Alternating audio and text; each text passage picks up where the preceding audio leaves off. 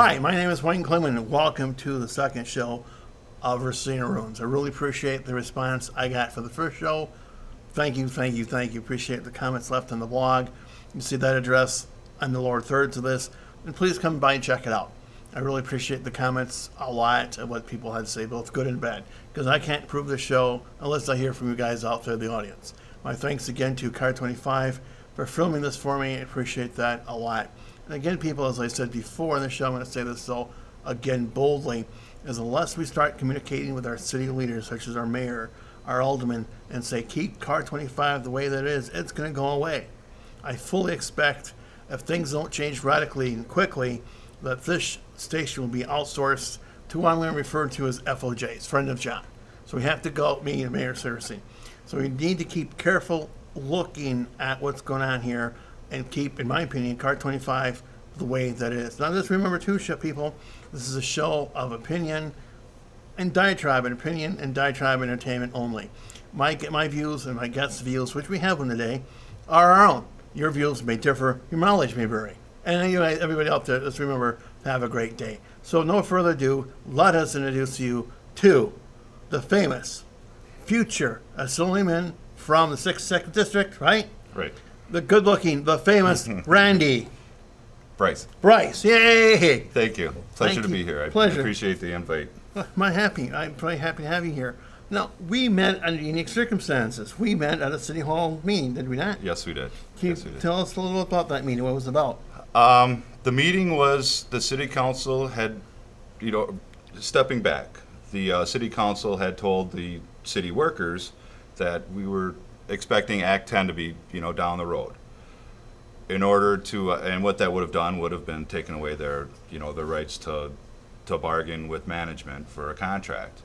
So in fearing that ability was going to be taken away, the city took it upon themselves to say, hey, we're going to be nice to you, and let's get a contract so that you'll be covered when this does take place.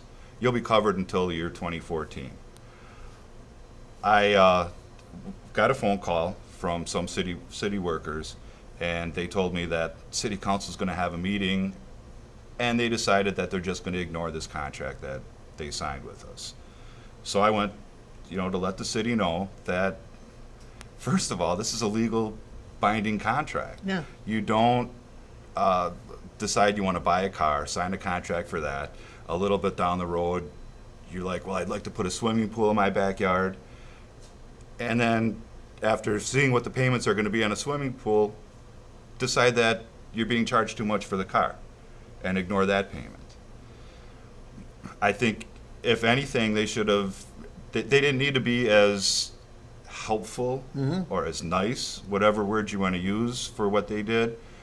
I like the fact that they did it, that they came out and said it, but I think it's not just one step backward, it's 10 steps backwards to take away the security that, the workers thought that they had in place. So and I heard you speak at the meeting because we both utilized the idea of the public comments, and I heard you speak and I introduced myself, right? Yes. And then we had a couple conversations over the phone and on Facebook, right? Right, correct.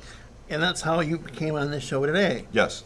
Now, let's have a little bit of your background and how it came about that you decided to run for assembly.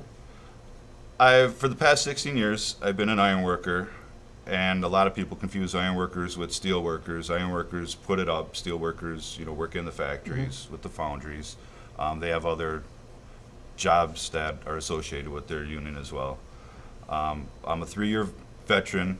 I served at Fort Bragg, North Carolina for 3 years, 83 to 86.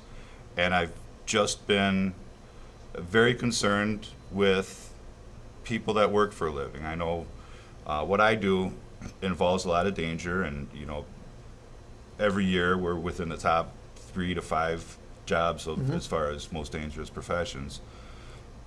So it's not just what I do, but I started off speaking out on behalf of us and our conditions, and just trying to make it as safe as possible, because we love what we do and we want to go home at the end of the day to our families. Right. That has kind of expanded to seeing conditions that other people at work have to go through. And it's not just people that put on a belt like me and go to work, but there's people that work in offices after going to college and kind of become indentured servants Sure. in a way to pay off their Sure. student loans. It's anybody that works, and that's how I had come to say that it's time that we have people that actually have worked their entire lives run for office, instead of looking at politicians that say they support us, and when we go to the ballot box, just kind of crossing our fingers and saying, I hope they Promise. they Sure. do what they say. Sure. This is, I've never run for office before in my life, Mm-hmm. and I want to make sure that the people of Wisconsin, especially in the 62nd district, have somebody that has worked hard their entire lives that will speak on their behalf. It's wonderful. I think I hope you win, because you. I've endorsed you. Thank you. I appreciate that. Not a problem. As open, whatever you want to call it here, because I endorse this fine man in my role of Indie Film Wisconsin, because he believes in the tax incentives for film in the state. And I can tell you, as I explained to him, I expect to the point where he's willing to go and jump off a bridge, how important those incentives were to bring jobs to the state. I want to thank you again for supporting that idea. Thank you. And I really appreciate the fact that talking to you, I get the sense, unlike I get a lot from politicians, that you really truly care about people versus say the words that people want to hear. I'm not a polished politician. If I tell you something, that's how I feel. I'm not concerned about after effects, shock waves that happen as a result, because I'm just deeply committed to bettering the community's Sure. lives. And the community, workers, business, everybody needs to work together. When it comes to going to work, I understand that I need an owner of a contractor that's giving me a job. So every day, it's not just me, but everybody around me is going to work as hard as they can, because we're going to make money for that contractor, understanding that the more money we make for him, the more jobs that we get. Absolutely. It's not a winner-take-all situation by far. It's not as I hear so many times, it's not we are this group, we hate everybody who's not us. Right. I don't get that from you. I get very much a sense you just said that it's a team effort, that it takes me, it takes you, it takes everybody to work together to make things a better place. Right. And I mean, being able to talk with, businesses and people at work, we need to incorporate government to bring that community together. Sure. To make everything Sure. better and work for everybody. No. This is what's going to get interesting. Is from my aspects, as we discussed a little bit, I see the stuff that's going on in Racine. Mm-hmm. I see what stuff's happened with the neighborhood stabilization program. We'll go back to the union situation in a couple minutes. It's been my experience from observing these things that the last people I want to talk to, because I don't trust them, is local government. Mm-hmm. What can we do to get away from that? You like people that'll listen to you. I like people that you know. I'd been the political coordinator for Ironworkers Local 8, and initially it's like, wow, these are elected officials. They speak, almost putting them on a pedestal above us. When in actuality, I've come to find that, they're just people. Sure. And we need to make them our friends, make sure they understand where we're coming about, what our concerns are. But you can't make elected officials listen. They can hear us, but are they listening? There's a difference. Mm-hmm. So the people that don't listen to us obviously don't have the public's interest, in the forefront of their heart. Right. I mean, you don't have to agree with me, because I can be wrong. Let's ask my wife. But at least I want them to listen to me and say, Wayne, I disagree with you as we disagreed because of this or that idea, or I have this idea. And that's fine. We can disagree and still be friends. We can still disagree and still work on other things. It's the idea of my guy I voted for hears me, picks up the phone when I call, or returns that phone call. Right.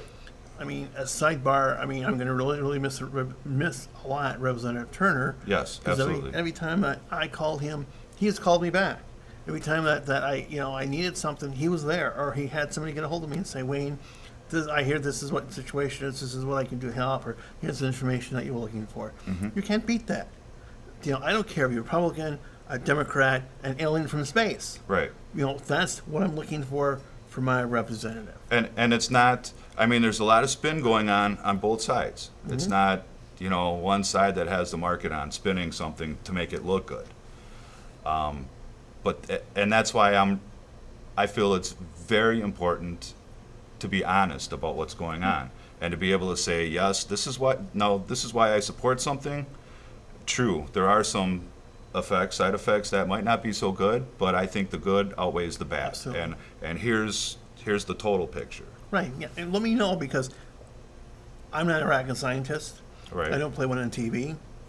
But if I'm told the facts, Right. I can understand the facts, or I can check the facts, and I can say, yes, this is a good idea. We need to X, and I know do X will improve my life in this way, and therefore my taxes might have to go up, or I might have to pay this fee.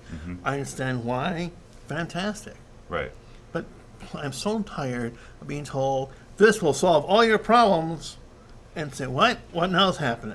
And then find out something that you weren't told about is Yeah. going to really affect you that you didn't even think Yeah, about. I mean, And- yes, sir. And that's, by doing that, I feel that's the best way to gain people's trust. Absolutely. And there won't be this anger that we're not being heard, we're not Yeah. being listened to. Involve the public in what's going on before the vote takes place. So many times I got questionnaires letting me know what a certain representative did, how they voted, and made it sound just fantastic. And this was after the vote was already taken. I had no chance to put input. Yes. Let's talk about public input. Okay, I'm going to use the real life case example. all right, I can document. I live right by the Root River. There's a group in town called the River Council that's working with EP and other groups to do things with the Root River. I went to every public meeting they've had, other than the last one. I wasn't able to make it, but into every public meeting they had. They've had up to 45 people in attendance, of which a good third to half were city and county representatives, and they're telling me this is a good number of public input. I'm thinking, in my opinion, and you can correct me because you've been away to more of these things than I have, that if of a city of 70,000 people, that a good public input meeting would be several hundred people in attendance, or is there something going on that I don't know? yes. Part of that might be that, first of all, the meetings need to be publicized, good, as far as when they're going to take place, and people aren't going to show up if they don't feel that they're going to be heard. Good point.